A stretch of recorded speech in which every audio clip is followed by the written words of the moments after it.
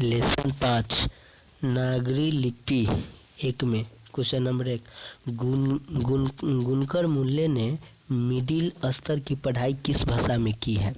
तो गुनकर मुल्ले ने मिडिल स्तर की पढ़ाई मराठी भाषा में की है। ऑप्शन नंबर ए सही होगा 1 का। क्वेश्चन नंबर 2 गुनकर मुल्ले ने अंग्रेजी और हिंदी की पढ़ाई कहाँ पर की थी? तो अंग्रेजी और हिंदी की पढ़ाई गुनकर मुल्ले ने वर्धा में की थी। ऑप्शन नंबर सी 2 का आंसर होगा। क्वेश्चन नंबर 3 नेपाल भाषा किस लिपि में लिखी जाती है?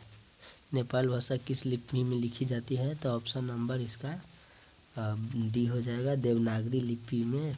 3 का सही आंसर हो जाएगा देवनागरी लिपि, ऑप्शन नंबर डी। क्वेश्चन 4 ये अक्षर का संबंध वर्तमान में किस भाषा से था? तो वो बंगाली से मराठी से था। ऑप्शन नंबर 4 के बी हो जाएगा सही। और क्वेश्चन नंबर 5 के बांग्ला लिपि प्राचीन नागरी लिपि की है, यानी बांग्ला लिपि प्राचीन नागरी लिपि को क्या मतलब क्या कहा जाता है? तब मतलब बांग्ला लिपि प्राचीन लिपि की बहन है। ठीक है, ऑप्शन नंबर 5 के बी सही हो जाएगा। ऑप्शन क्वेश्चन नंबर 6 केरल के शासकों के द्वारा सिक्कों पर वीर केरलस्य शब्द किस लिपि में लिखी जाती है?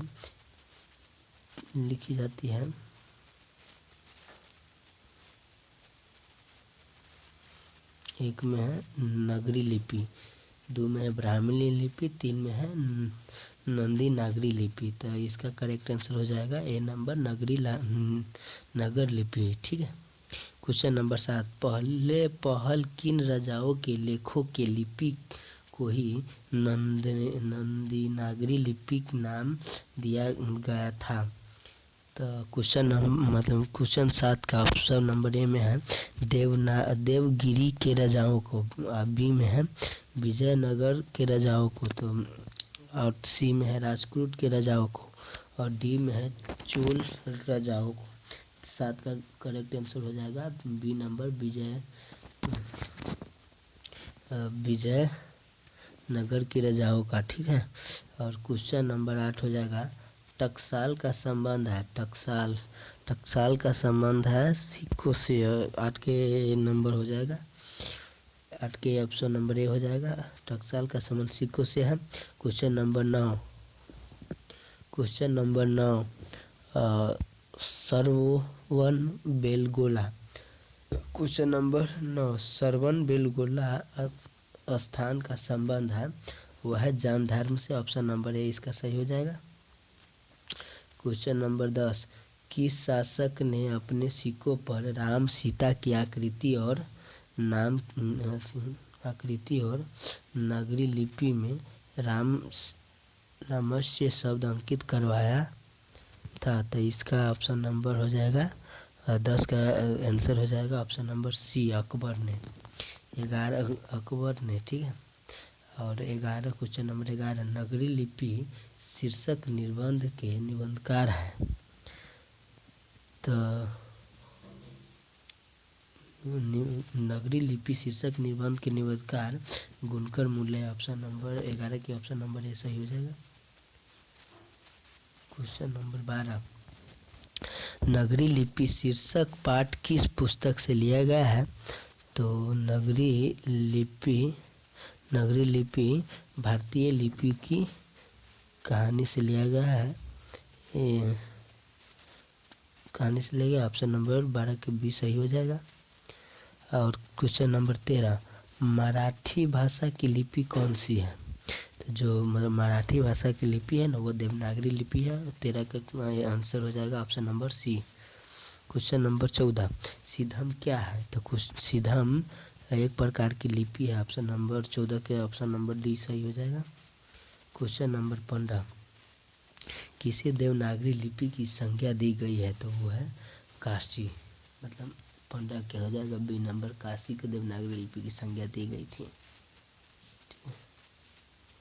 और क्वेश्चन नंबर 16 हिंदी के आदि कवि कौन है? तो हिंदी के आदि कवि सरहद पाद है। ऑप्शन नंबर 16 क्वेश्चन नंबर 16 के आंसर हो जाएगा option number A.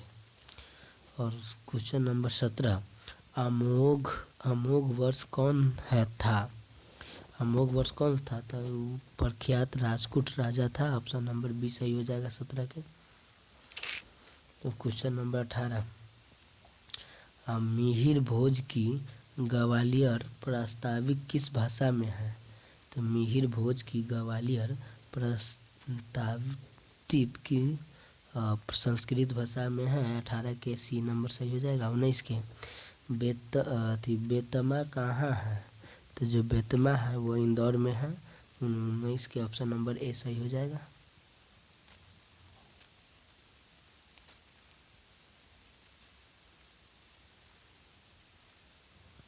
Question number 20, ईर्ष्या की चौदहवीं सदी के 14वीं सदी के विजयनगर के शासकों ने अपने लेखों की लिपि को कहा है? तो ऑप्शन नंबर 20 के ए हो जाएगा, देवनागरी लिपि। 20 के 21 के, हिंदी लिखी जाती है। जो हिंदी है वह देवनागरी लिपि में लिखी जाती है। 21 के ऑप्शन नंबर ए सही होगा। क्वेश्चन नंबर 22, विजयनगर के राजाओं के लेखों की लिपि को क्या नाम दिया गया है? इस 22 का आंसर ऑप्शन नंबर सी हो जाएगा, नंदी नागरी लिपि।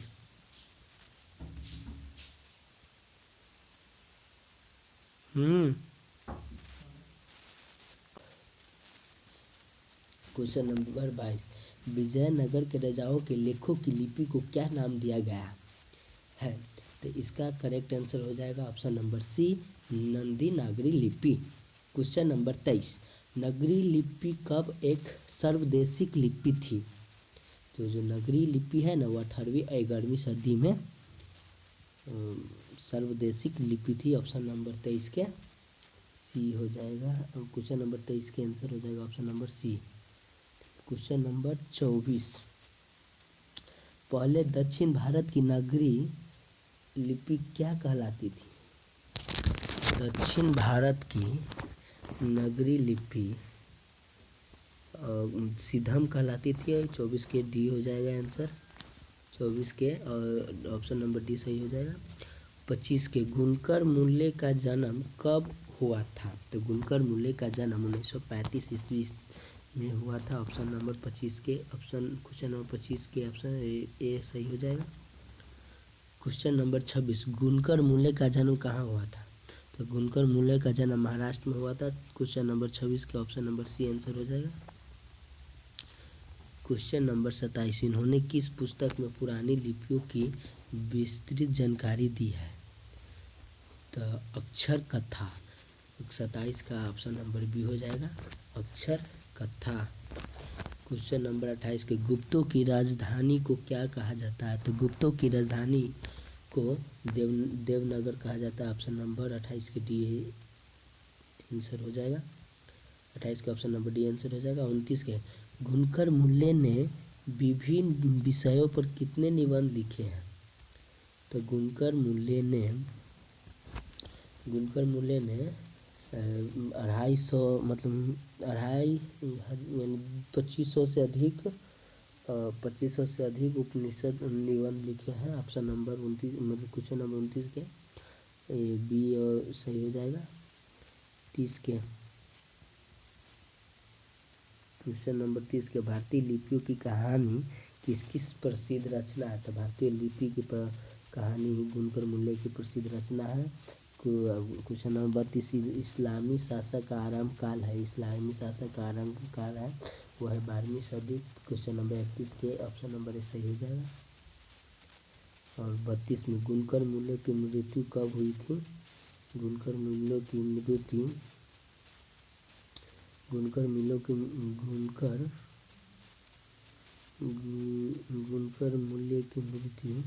2009 ईस्वी में हुई थी। ऑप्शन 32 का ऑप्शन नंबर डी सही हो जाएगा।